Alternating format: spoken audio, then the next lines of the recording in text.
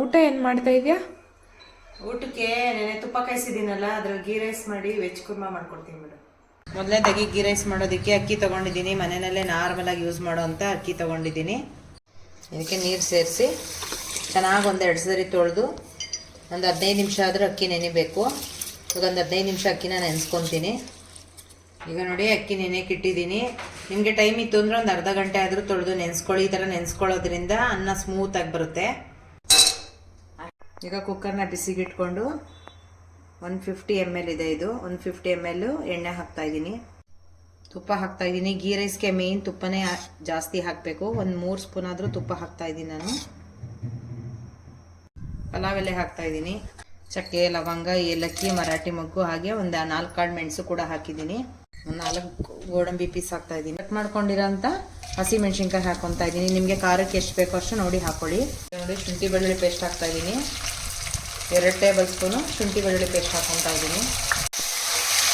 ಸಣ್ಣ ಉರಿ ಮಾಡಿಕೊಂಡು ಸ್ವಲ್ಪ ಎಣ್ಣೆಯಲ್ಲಿ ಫ್ರೈ ಮಾಡ್ಕೊಬೇಕು. ಶುಂಠಿ ಬೆಳ್ಳುಳ್ಳಿ ಪೇಸ್ಟ್ನಲ್ಲಿರೋಂಥ ಹಸಿ ವಾಸನೆ ಎಲ್ಲ ಹೋಗಬೇಕು. 1 ಹಿಡಿಯಷ್ಟು ಪುದೀನ ಸೊಪ್ಪು ಹಾಕ್ತಾಯಿದ್ದೀನಿ.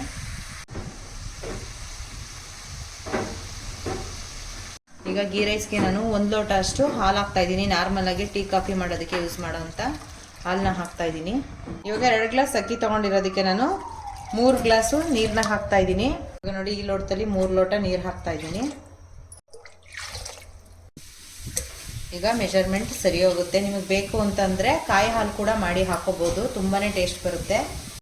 ಈಗ ರುಚಿಗೆ ತಕ್ಕಷ್ಟು ಉಪ್ಪನ್ನು ಕೂಡ ಹಾಕ್ತಾ ಇದ್ದೀನಿ. ಈಗ ನೀರೆಲ್ಲ ಸೇರಿಸಿದಾದ್ಮೇಲೆ ಕುಕ್ಕರ್ ಕ್ಯಾಪ್ನ ಮುಚ್ತಾ ಇದ್ದೀನಿ. ಬೇಗ ನೀರು ಕುದಿ ಬಂದು ಅಕ್ಕಿ ತೊಳೆದಾಕ್ಬೋದು. ಇವಾಗ ನೋಡಿ ನೀರು ಕುದೀತಿದೆ. ಇವಾಗ ನೋಡಿ ಆಲ್ರೆಡಿ ನೆನೆಸಿಟ್ಕೊಂಡಿರೋಂಥ ಅಕ್ಕಿನ ಹಾಕ್ತಾ ಇದ್ದೀನಿ.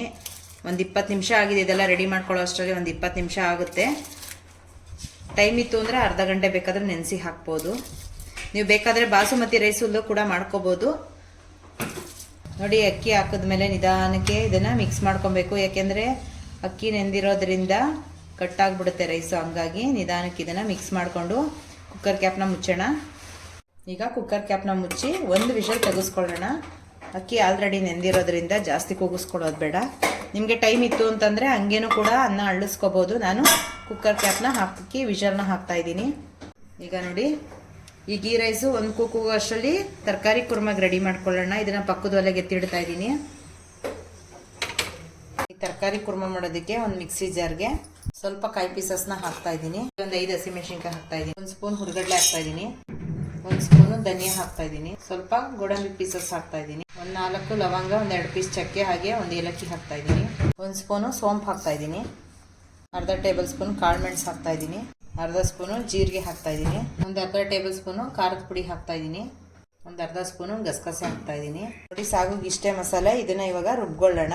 ನೋಡಿ ಮಿಕ್ಸಿಗೆ ಹಾಕೊಂಡಿರೋಂಥ ಮಸಾಲೆ ಎಲ್ಲ ನೈಸಾಗಿ ರುಬ್ಕೊಂಡಿದ್ದೀನಿ. ತುಂಬ ನೈಸಾಗಿ ರುಬ್ಬೇಕು. ನೋಡಿ ಕುರ್ಮಾ ಮಾಡೋದಕ್ಕೆ ಒಂದು 4 ಟೇಬಲ್ ಸ್ಪೂನ್ ಎಣ್ಣೆ ಹಾಕ್ತಾ ಇದ್ದೀನಿ. ಕಟ್ ಮಾಡ್ಕೊಂಡಿರೋಂಥ 2 ಈರುಳ್ಳಿ ಹಾಕ್ತಾ ಇದ್ದೀನಿ. ಈರುಳ್ಳಿ ಫ್ರೈ ಆಗ್ತಿದ್ದಾಗೆ ನಾನು ಒಂದು ಸ್ವಲ್ಪ ಅರಿಶಿನ ಪುಡಿನ ಹಾಕ್ತಾ ಇದ್ದೀನಿ. ಈರುಳ್ಳಿ ಸ್ವಲ್ಪ ಫ್ರೈ ಆಗ್ತಿದ್ದಾಗೆ 1 ಸ್ಪೂನು ಶುಂಠಿ ಬೆಳ್ಳುಳ್ಳಿ ಪೇಸ್ಟ್ನ ಹಾಕೊತಾ ಇದ್ದೀನಿ. ಶುಂಠಿ ಬೆಳ್ಳುಳ್ಳಿ ಪೇಸ್ಟ್ನಲ್ಲಿರೋಂಥ ಹಸಿ ವಾಸನೆ ಎಲ್ಲ ಹೋಗೋವರೆಗೂ ಚೆನ್ನಾಗಿ ಇದನ್ನು ಫ್ರೈ ಮಾಡ್ಕೊತಾ ಇದ್ದೀನಿ. ನೋಡಿ ವೆಜ್ ಕುರ್ಮಾ ಮಾಡೋದಕ್ಕೆ ನಾನು ಮಿಕ್ಸ್ ತರಕಾರಿ ತೊಗೊಂಡಿದ್ದೀನಿ. ಬೀನ್ಸು, ಕ್ಯಾರೆಟು, ಹಾಗೆ ಹೂಕೋಸು, ಬಟಾಣಿನ ತೊಗೊಂಡಿದ್ದೀನಿ. ಒಂದು ಆಲೂಗೆಡ್ಡೆನೂ ಕೂಡ ಹಾಕ್ಕೊಂಡಿದ್ದೀನಿ. ನಿಮ್ಗೆ ಯಾವ ತರಕಾರಿ ಬೇಕೋ ಆ ತರಕಾರಿನ ನೀವು ಸೇರಿಸ್ಕೋಬೋದು. ಈಗ ನೋಡಿ ತರಕಾರಿ ಸೇರಿಸ್ತಾ ಇದ್ದೀನಿ.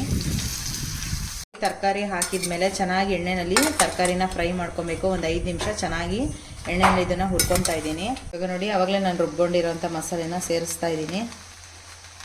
ಈಗ ನೋಡಿ ಮಸಾಲೆ ಹಾಕಿದ ಮೇಲೆ ತರಕಾರಿಗೆ ಚೆನ್ನಾಗಿ ಮಿಕ್ಸ್ ಮಾಡ್ಕೊಬೇಕು.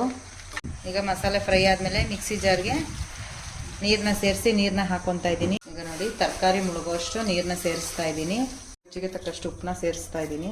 ಈಗ ಪ್ಲೇಟ್ ಮುಚ್ಚಿ ಸ್ವಲ್ಪ ಹೊತ್ತು ಇದನ್ನು ಬೇಯಿಸ್ಕೊಳ್ಳೋಣ. ಚೆನ್ನಾಗಿ ಗಟ್ಟಿ ಆಗಬೇಕು ಸಾಗು. ಈಗ ನೋಡಿ ಹೆಚ್ಚಿಟ್ಕೊಂಡಿರೋಂಥ 2 ಟೊಮೆಟೊ ಸೇರಿಸ್ತಾ ಇದ್ದೀನಿ. ಇವಾಗ ನೋಡಿ ಸಾಗು ರೆಡಿಯಾಗಿದೆ.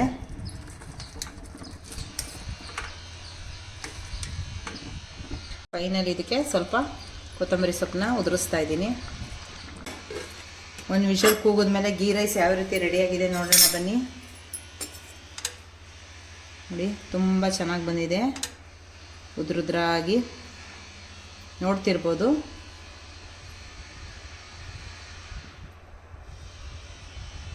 ಮಾಡ್ತಾ ಇದ್ದೀನಿ. ತುಂಬ ಚೆನ್ನಾಗಿ ಬಂದಿದೆ.